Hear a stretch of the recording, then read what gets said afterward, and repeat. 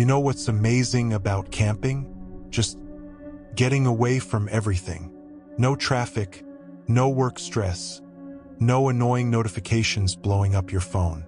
Just you, nature, and the stars above. Sounds perfect, right? Well, hold on a second, because while camping can be this incredible escape, the reality is the wilderness doesn't care about you. It's beautiful, sure, but it's also unpredictable and dangerous. We're talking wild animals, brutal weather, getting lost in the middle of nowhere. And yeah, sometimes other people. Look, I'm not trying to scare you away from camping. Fresh air is good for you, but the stories I'm about to tell you, they might make you think twice before pitching that tent in the middle of nowhere. So grab a snack, get comfortable, and let's dive into 5 shocking disappearances that happen to people just trying to enjoy the great outdoors.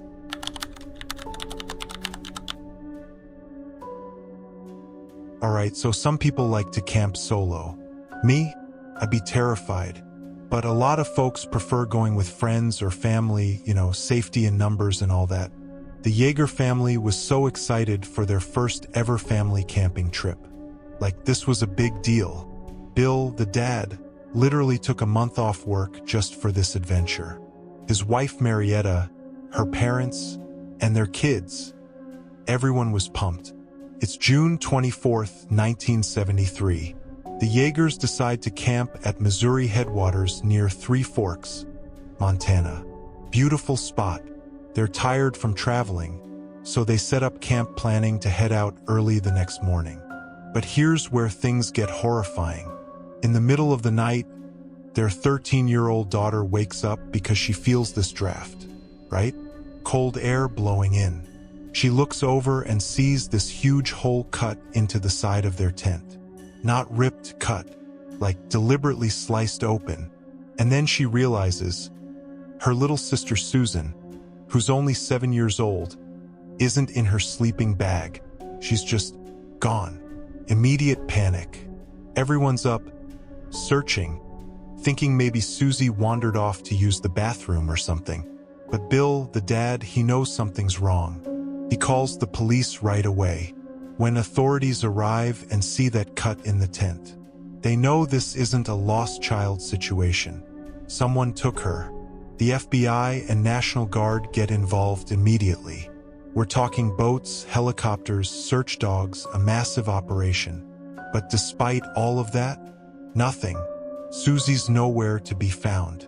Police start questioning everyone, mostly registered sex offenders in the area. They narrow it down to 4 guys, but one of them really stands out. When detectives ask him what he was doing that night, he literally says, "I don't remember." Red flag, right? They give him a polygraph test, but the results come back inconclusive. A few months later, this same guy calls the Yeager family and says he's not happy about the FBI investigating him. Police trace the call to a diner in Wyoming, but by the time they get there, whoever made the call is long gone. Then, get this, another person goes missing from that exact same area. 2 disappearances, same location. During the investigation, this local guy named David Merhofer starts hanging around, chatting with cops, even helping with the searches. Seems helpful, right? Too helpful. The FBI's like, something's off here. So they ask him to take a polygraph about his involvement. He denies everything, and the test says he's telling the truth. But here's the thing. The FBI profiler working the case describes the perpetrator as someone with military training, a loner, possibly schizophrenic. And they explain that people with schizophrenia can sometimes believe their own lies so strongly that they can actually pass polygraph tests. Suddenly, everyone's looking at Merhofer a little differently. Turns out, he was a former Marine communications specialist. He knew how to tap phone lines, which explains those weird Wyoming phone calls. And yeah, he fit the profile perfectly. In 1974, a year after Susie disappeared, they finally catch Merhofer red-handed in an elaborate sting operation. Police raid his property and find Susie's remains. But we'll never know exactly what happened to her because just hours after his arrest, Mehrhofer killed himself in his cell. A 7-year-old girl, excited for her first family camping trip, taken in the night, gone forever. That's nightmare fuel right there. Alright, this next one is heartbreaking, but it actually changed how we search for missing people in the wilderness. So there's that, at least. Douglas Legg, or Dougie as his family called him, was only 8 years old, but this kid loved the outdoors. I'm talking like genuinely obsessed. Lucky for him, his family owned this massive piece of land in Newcomb, New York. It's now called the Santanoni Preserve. We're talking 13,000 acres of mountains, forests, lakes, swamps, basically untouched wilderness. July 10th, 1971. Dougie's out hiking with his uncle, just doing their thing. At some point, his uncle tells him, "Hey, head back to camp and put on some long pants. It's only about half a mile back." Should have been no big deal, except Dougie never makes it back. Some family members said they spotted him on a nearby ridge, but if that's true, it was the last time anyone ever saw him. Just like that, an 8-year-old boy vanishes into thin air. What happens next becomes the largest search and rescue operation in New York State history. Hundreds of people, police, military, volunteers, thousands of civilians show up to help look for this kid. They bring in helicopters, military aircraft with brand new heat-detecting technology, search dogs, everything. But here's the problem. Despite all these people and resources, the search is completely disorganized. Different agencies are doing their own thing, volunteers are searching wherever they want. There's no coordination. And ultimately, they find nothing. But you know what? Something good came out of this tragedy. The failure of Dougie's search made everyone realize that looking for missing people in the wilderness needs to be methodical and organized. They literally wrote guidebooks on how to conduct proper search operations because of what they learned from this case. Douglas Legg would be in his 60s now, but he's never been found. His family still doesn't have answers. At least his disappearance helped save others. That's something, right? Okay, this one messes with me because of how fast it happened. You know how sometimes a second can feel like forever, and other times an hour flies by in what feels like a minute? For David Gonzalez's mom, it was barely a moment. One tiny, brief moment, but it changed everything. July 2004. 9-year-old David is camping with his parents in San Bernardino National Forest in Northern California. Around 8 in the morning, David asks his mom for the car keys. He wants to grab a box of cookies they left in the vehicle. His mom doesn't think twice about it. The car's only 50 yards away. She can literally see it from where they're camping. She watches David start walking toward the car. Then she looks away for just a second. When she looks back, David's gone. Just gone. Vanished. And here's the creepy part. The box of cookies is still in the car. Untouched. David never made it there. Somewhere in those 50 yards between his mom and that vehicle, he disappeared. Obviously, the parents freak out and call the police immediately. A massive search begins. Hundreds of people comb through the forest. But they find nothing. Not a single trace. No footprints, no signs of a struggle. Nothing. It's like David was never there at all.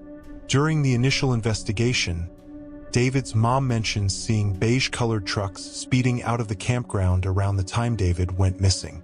But detectives are convinced there's no evidence of kidnapping, so they don't follow up on it.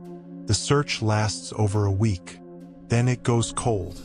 A year later, a decomposing body is found about a mile from where David disappeared. It's him. But wait, that area had been thoroughly searched. Multiple times. So how did everyone miss him? Police look at the remains and decide he was probably attacked by a mountain lion.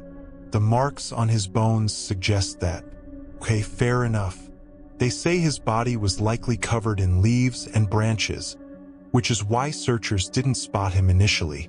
But here's what doesn't make sense. If a mountain lion attacked David, why didn't he scream? His mom was 50 yards away. She would have heard something. And where was the blood? Where were the signs of a struggle? Plus, what about those beige trucks his mom saw? Why didn't police investigate that? Officially, the case is ruled an accident, a tragic animal attack. But a lot of people, including David's family, don't buy it. The whole thing is just off. To this day, it remains one of the strangest disappearances in history. Alright, remember when pranks were just harmless fun? Like, you'd scare your friend, everyone would laugh, and that was that? 6-year-old Dennis Martin loved a good prank. But the one he pulled on June 14, 1969, didn't end with laughter. Every Father's Day, the Martin family would go hiking and camping. It was their tradition. So in June 1969, Dennis, his brothers, their dad, and their grandfather head to Spence Field in the Great Smoky Mountains National Park. Gorgeous spot. On the second day, they meet up with friends and extended family. The kids, including Dennis, decide to pull a classic prank on the adults. They're gonna hide in the bushes and jump out to scare them. Harmless fun, right? So all the kids run off and hide. A few minutes later, they jump out, BOO, and everyone laughs. Except Dennis doesn't come out. At first, everyone thinks he's still hiding, trying to get an extra scare in. But after calling his name several times with no response, they start to worry. Dennis's dad retraces the path he thinks his son took, covering about 2 miles. No sign of him. They call the National Park Service. Rangers arrive and immediately realize this is bad. The area is rough, steep slopes, deep ravines, and it's full of dangerous animals. Copperhead snakes, bears, feral hogs, bobcats. Not exactly a friendly environment for a 6-year-old.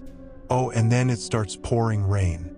Just torrential downpour, washing away any footprints or scent trails the search dogs might have followed. They do find some footprints later, but they turn out to belong to Boy Scouts who were helping with the search. Not Dennis. The case goes cold pretty quickly. Over the years, theories pop up. Maybe a bear attacked him. Maybe he fell into a ravine and couldn't climb out. Some people even suggest he was abducted and harmed by people living off the grid in the mountains. But nobody knows for sure. Dennis Martin vanished during a harmless childhood prank, and he was never seen again. His disappearance is still considered one of the most baffling mysteries in the Great Smoky Mountains. Okay, real talk. Most missing children cases don't have happy endings. It's a horrible reality. But every once in a while, miracles happen. October 15th, 2021. 4-year-old Cleo Smith is camping with her mom and stepdad at Quabba Blowholes, this remote but popular camping spot along Western Australia's coast. It's about an hour from the town of Carnarvon, and Cleo's family goes there all the time. Just a nice, relaxing weekend getaway. That night, Cleo goes to bed early. Around 1 a.m., she wakes up asking for water. Her parents give her some. She goes back to sleep, and everything seems fine. But when the family wakes up at 6 a.m., Cleo's gone, and there's a foot-long opening in the tent she was sleeping in. They search the area immediately, then call the police. A huge search operation begins, air, land, and sea. But there's no trace of Cleo anywhere. After a few days of searching, police start suspecting this isn't a case of a lost child. Someone took her. They get a lead pretty quickly. A witness reports seeing a car speeding away from the campground around 3 a.m. on October 17th, heading toward Carnarvon. Police start rounding up registered sex offenders in the area, but that leads nowhere. Still, they don't give up. They go through hundreds of thousands of pieces of evidence, CCTV footage, phone records, everything. They're determined to find this little girl. The Western Australian government even puts up $1 million reward for information. Then they catch a break. Police trace a mobile phone number that pinged off a tower near the campsite. They track that number to a house on Tonkin Crescent in Carnarvon, just 7 minutes from Cleo's family home. On November 3rd, 2021, almost a month after Cleo disappeared, police storm the house.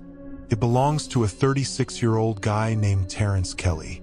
Neighbors describe him as quiet, weird, the kind of guy you avoid. He wasn't even on the initial suspect list. But when police bust into his house, they find Cleo, locked in one of the rooms.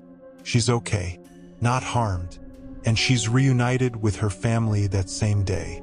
Can you imagine? An entire month thinking your child is gone, possibly dead, and then getting her back safe and sound? The relief, the joy, I can't even imagine. Cleo Smith's story is a rare miracle in a world where these cases usually end in tragedy. Her safe return brought so much relief to her community. And honestly, it reminds us that sometimes, just sometimes, the good guys win. So there you have it. 5 shocking disappearances that happened while people were just trying to enjoy the great outdoors. Some of these cases were solved. Others remain mysteries to this day. But they all remind us that when you're out there in the wilderness, you need to be aware, be prepared, and look out for each other. If you enjoyed this video, make sure to hit that subscribe button and turn on notifications so you don't miss future stories. Thanks so much for watching, and I'll see you in the next one. Stay safe out there.